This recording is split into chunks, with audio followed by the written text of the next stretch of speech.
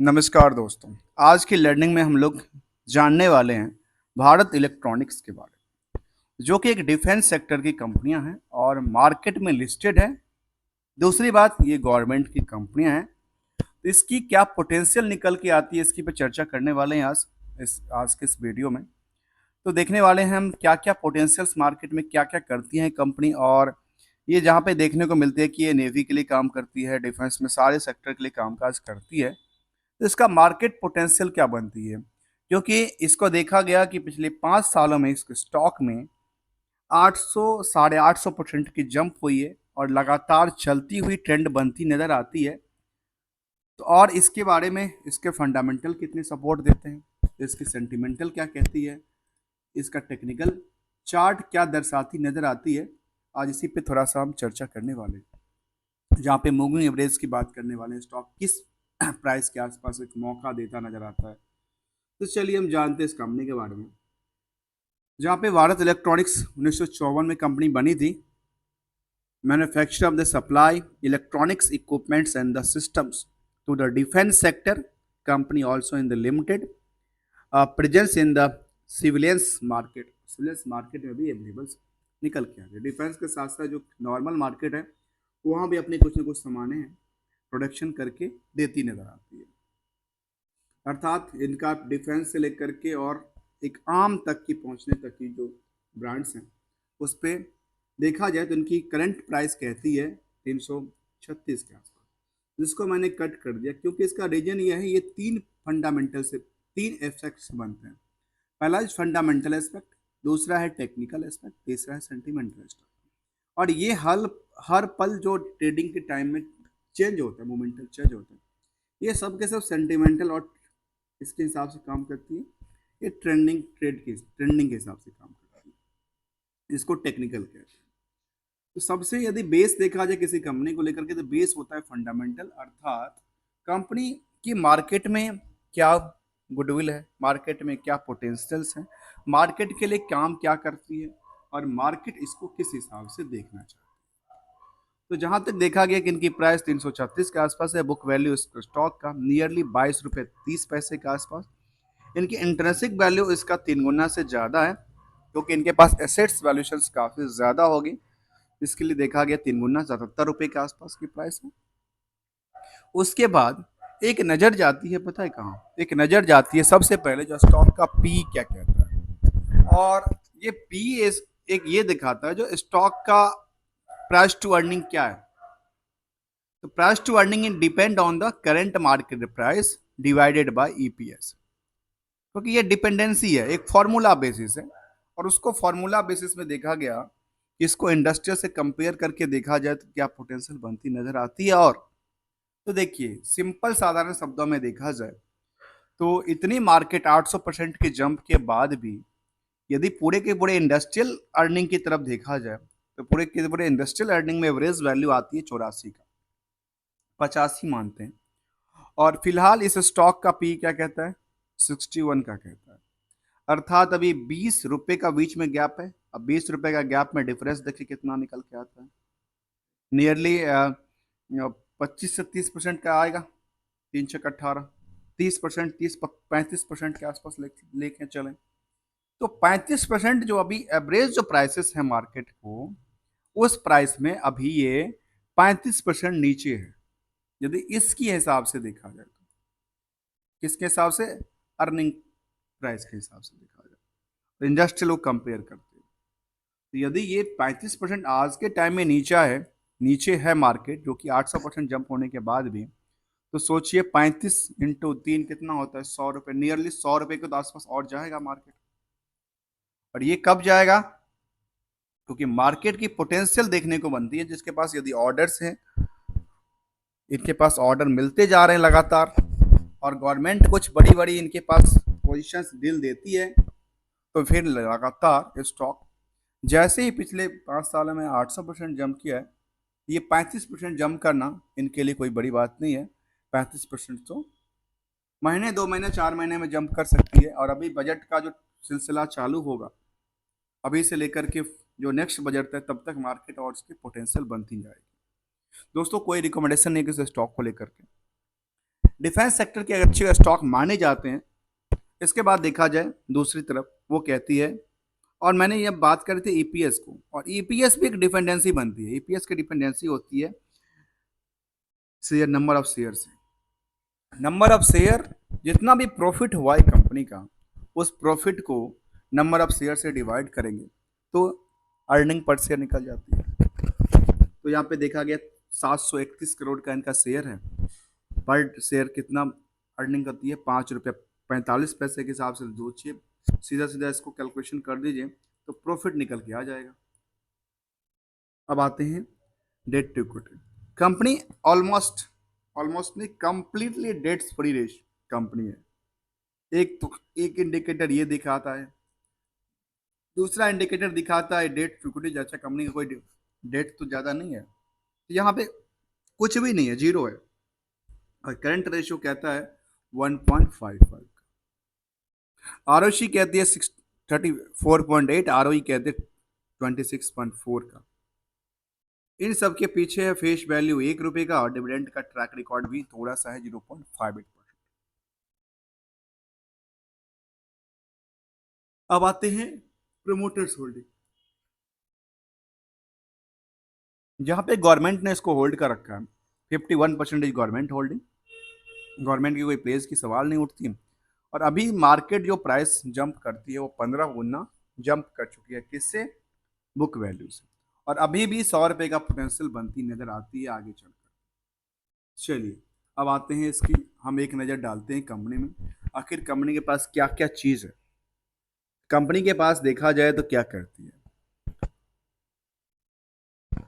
Company के पास है क्या? मेक इन इंडिया में क्या करती है कंपनी? इनिशिएट करती है, स्टार्टअप के लिए कामकाज करती है। इनके पास विजिलेंस और इनके पास और क्या क्या है। कंपनी क्या करती है? कंपनी देखिए, कंपनी किस किस सेक्टर के लिए काम करती है। देखिए, डिफेंस सेक्टर के लिए, चाहे वो लैंड बेस हो, नेवल सिस्टम्स हो, इलेक्ट्रॉनिक वेलफेयर हो, मतलब डिफेंस के सारे। नॉन डिफेंस आइटम में रेल एंड मेट्रोज के लिए काम करती है, सिविल एविएशन के लिए काम करती है, homeland securities, smart city solutions, communications, e government systems, e mobility और सिमुलेशंस, रडार पे काम करती है, टेलीकॉम्स। मतलब कोई ऐसा सेक्टर नहीं इसके बाद। सॉफ्टवेयर में सॉफ्टवेयर प्रोडक्शन करती है, सॉफ्टवेयर सर्विसेज करती है। एक नज़र डालने का प्रयास करेंगे सेगमेंट वाइज में, किस सेगमेंट से इनके पास सबसे ज़्यादा पैसा आता है। क्या डिफेंस से आती है या इनके और भी कुछ से आती है। इनकी यहाँ पे एक वीडियो चलती नज़र आती है पेज पे, एक नज़र डालने का प्रयास करते हैं क्या कहती है। जो गवर्नमेंट ने एक इनिशिएट किया है इसके लिए, वो इन्होंने दिया कि यहाँ पे So was born the need for defending herself better. It was in this backdrop that the Government of India announced a comprehensive industrial policy empowering itself to set up infrastructure to manufacture critical products, which gave birth to Bharat Electronics Limited to meet the specialized electronic needs of the Indian defense. Today, BEL has grown into a multi-product, multi-technology, multi-unit conglomerate, empowering the nation's armed forces with state-of-the-art products and systems. Through the years, BEL has achieved many milestones, and in 70 years, it is among the elite group of public sector undertakings, contributing not only in defense, but also areas like healthcare and space exploration.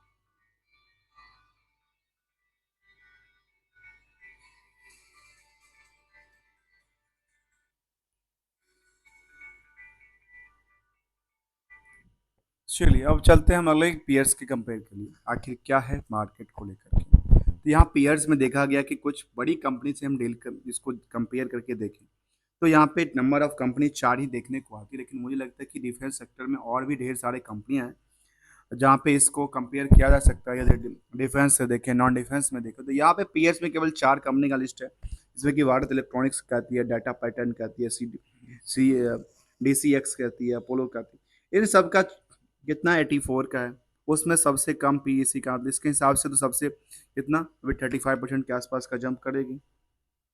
तो चलिए, ये actual में हम peers peers को compare करेंगे, पता है कहाँ से? पीयर्स का देखने का प्रयास करेंगे NSE से, और NSE पीयर्स के बारे में क्या कहती है उस पर चर्चा करने का प्रयास करते हैं। देखिए पीयर्स में क्या पोटेंशियल है, पीयर्स इनके पास कितनी बड़ी बड़ी कंपनियां हैं, जिसमें कहती है जब पीयर्स में Bharat electronic, Garden shipyards, Reach shipyards, DCX, Mishra Dhatu, Astro microwave, Astra microwave और M Star. Data pattern is the last moment में है।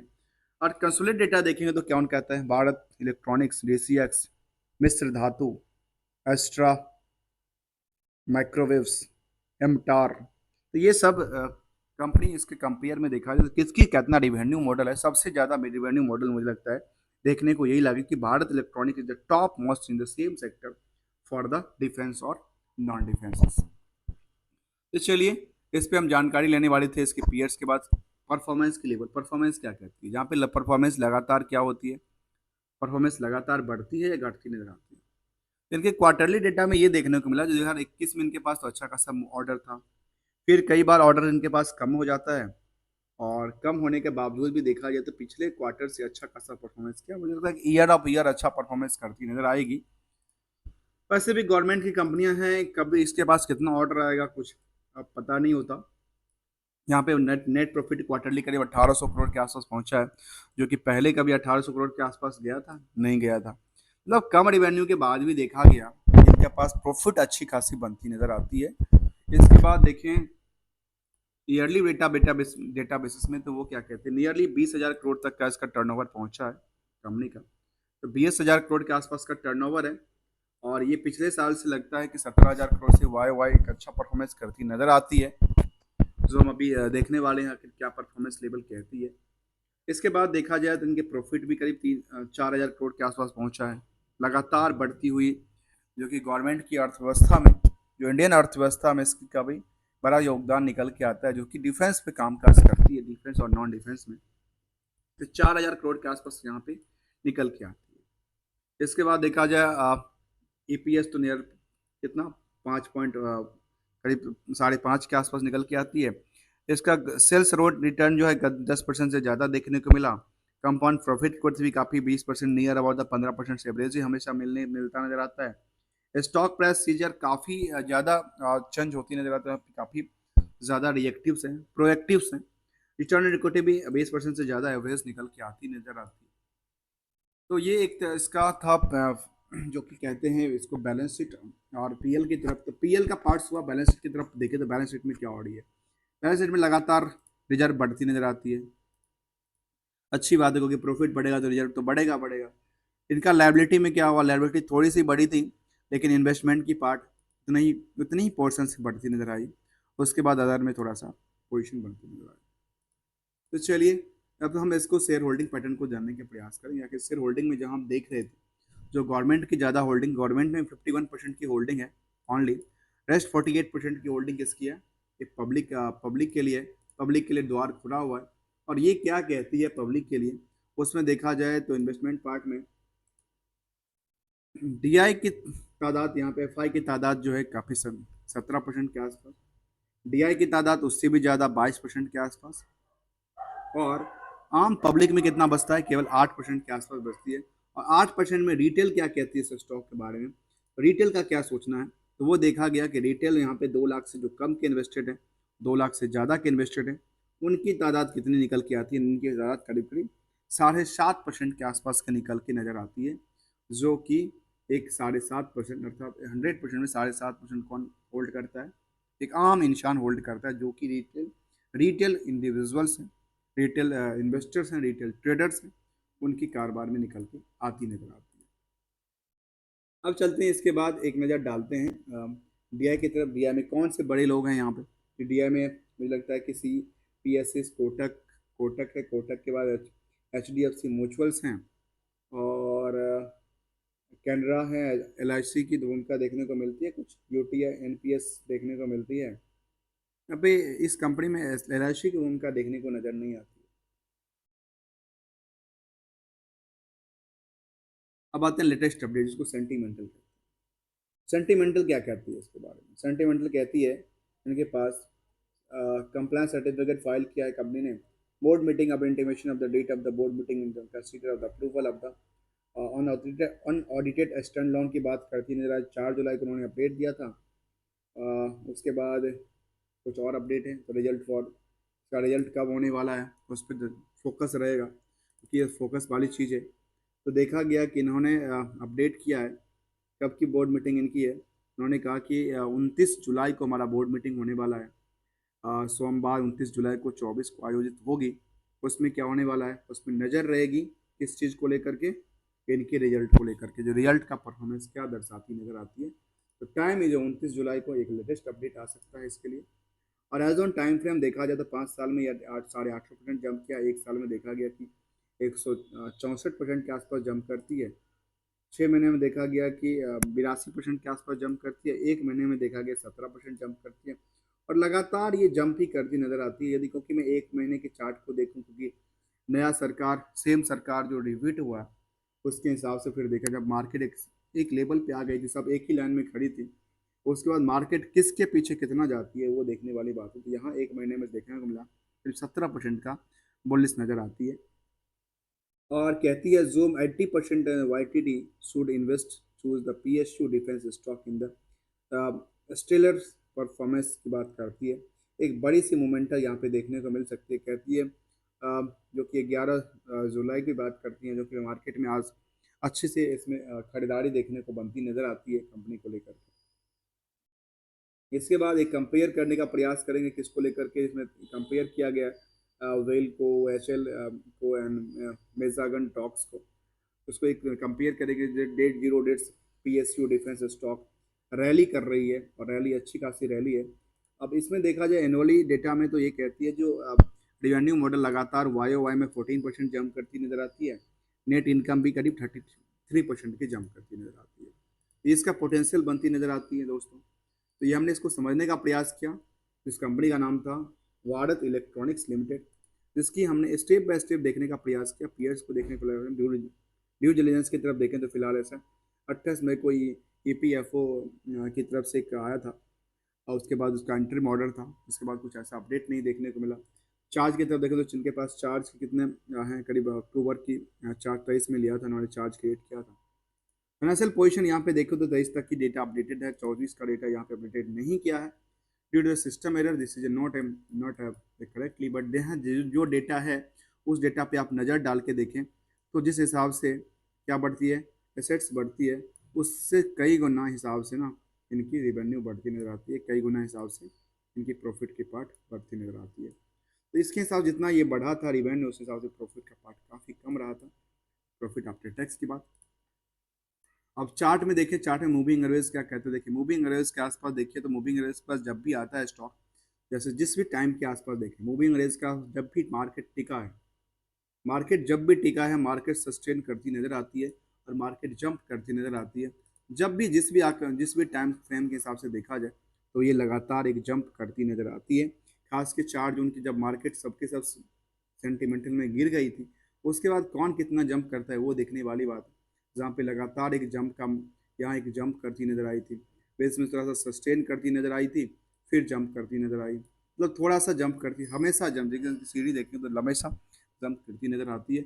और जिस हिसाब से इनका पी था, पी हिसाब से काफ़ी अच्छा पोटेंशियल बनती नजर आती है। हम सेक्टर वाइज में सेगमेंट वाइज एक नज़र डालने का प्रयास करेंगे आखिर क्या कहना चाहता है सेगमेंट वाइज में इनकी मॉडल को।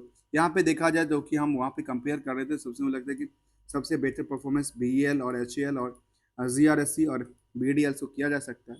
इन चारों को एक कंपेयर किया जा सकता है जो किसका परफॉर्मेंस क्या लेवल पे दर्शाती नजर आती है। तो हमने इसको समझने का प्रयास किया, इस कंपनी को एक नज़र डालें किसके ऊपर, इसके पोटेंशियल, जहाँ पे सेगमेंट वाइज की हम बात करने वाले थे। सेगमेंट वाइज में किसके पास से क्या रिवेन्यू आता है उस पर एक नज़र डालने का प्रयास करें। सेगमेंट वाइज डेटा होगा तो ठीक है, सेगमेंट वाइज डेटा नहीं है तो हम इसको कुछ नहीं कर सकते, कुछ स्टडी नहीं कर सकते। दोस्तों thank you so much for joining here. हम बात कर रहे थे आज भारत इलेक्ट्रॉनिक्स लिमिटेड के बारे में, जो कि एक डिफेंस सेक्टर के स्टॉक्स है और गवर्नमेंट के स्टॉक्स है। और लगातार इस स्टॉक में चार्ट में लगाए लगातार एक बढ़ती हुई नजर आई। जब भी देखे इस चार्ट को, जिस भी पोजीशन से आपने देखा होगा लगातार क्या हो रही है। यदि मार्केट को एक सेंटिमेंटल से भी देखा जाए ना तो मार्केट वहां से भी जंप करती नजर आती है। Thank you so much for joining hair.